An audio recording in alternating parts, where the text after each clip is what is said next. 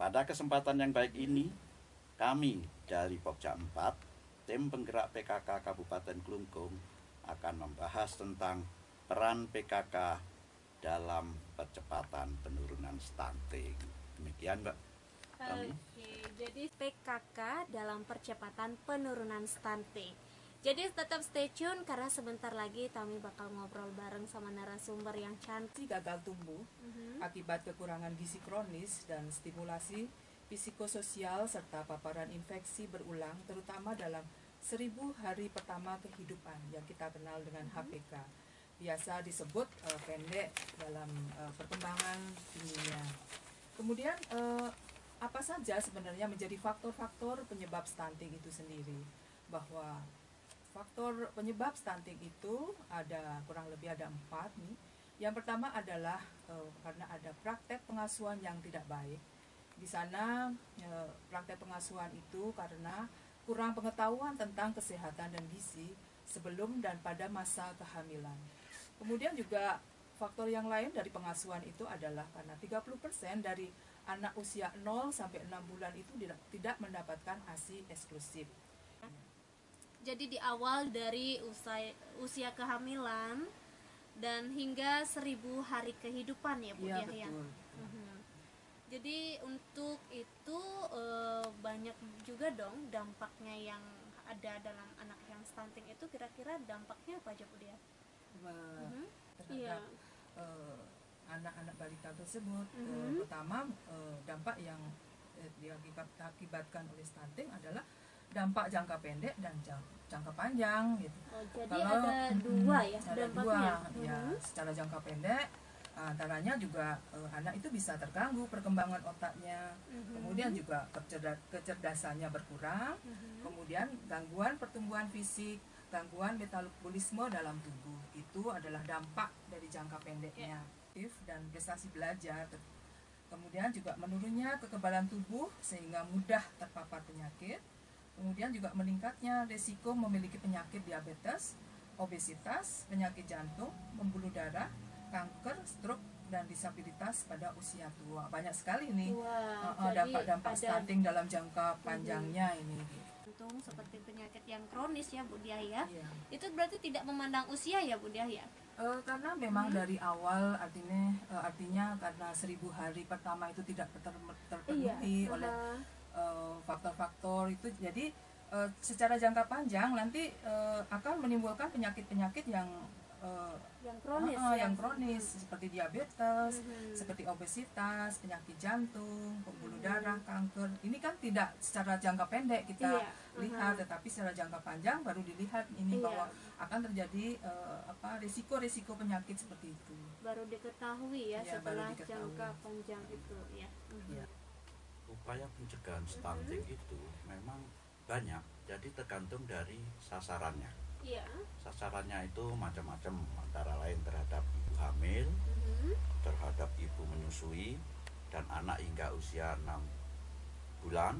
Kemudian sasaran terhadap ibu menyusui dan anak usia 6 bulan sampai 2 tahun. Nah, sekarang sasaran pada ibu hamil, apa saja yang harus diperhatikan? Yang pertama yaitu memberikan makanan tambahan pada ibu hamil. Kemudian mengatasi kekurangan zat besi dan asam folat.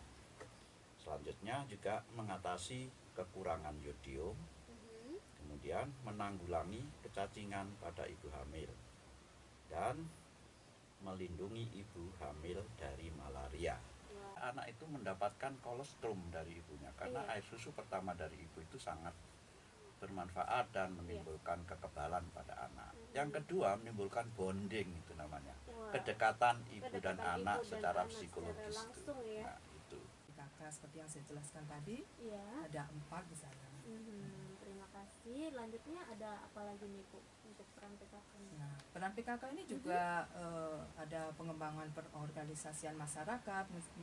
Misalnya pertama adalah penguatan pengelolaan usaha kesehatan berbasis masyarakat. Di sana ada peningkatan kapasitas kader Dasawisma yang didampingi oleh fasilitator pemberdayaan masyarakat. Jadi kader-kader Dasawisma ini dilatih, didampingi oleh fasilitator yang memang sudah ahli ya. dalam dalam penurunan stunting itu. Kemudian juga ada pengembangan UKBM mendukung kesehatan ibu dan anak seperti pengelolaan donor darah, transportasi, ambulan desa, dan tabulin seperti indikator. Kemudian ada penguatan kelembagaan, Kopja untuk membangun komitmen dan dukungan sumber daya untuk kesehatan ibu dan anak. Juga kader itu juga terlibat aktif dalam musyawarah dan perencanaan partisipasi desa. Jadi kader-kader itu juga diharapkan bisa memberikan masukan terkait dengan musyawarah yang ada di desanya masing-masing. Apa saja yang menjadi yang menjadi kesulitan, apa saja yang diperlukan untuk menggerakkan kader ini gitu. Jadi ada sharing kader tersendiri dulu kepada atasannya, Bu, ya? Ya, karena dia yang tahu situasi di lapangan, ya, dia menyampaikan aspirasi melalui musyawarah desa. Dan yang menjurus terhadap tim pendamping keluarga ini itu di mana PKK, anggota PKK, baik itu pengurus ataupun kader PKK, itu sebagai tembok yang solid bersama-sama dengan bidan dan kader KB. Wah, jadi ada tenaga kesehatannya juga ya, nggak sekedar orang biasa ini. Wah, salut saya nih. Jadi sudah orang-orang pilihan ini, Pak Laswan. Jadi satu tim itu terdiri dari 3 orang, yaitu PKK, KB, dan bidan. Nah, tugasnya banyak, tergantung dari sasarannya nantinya. Untuk diketahui bahwa di Kabupaten Klungkung ada 477 anggota tim pendamping keluarga ini. Banyak, ya. Jadi yang terbagi dalam semua desa ya di Kabupaten Klungkung. Jadi timnya berarti berjumlah 159 tim, karena satu tim kan 3 orang. Jadi dalam satu desa mungkin ada yang 2 tim, ada yang 3 tim.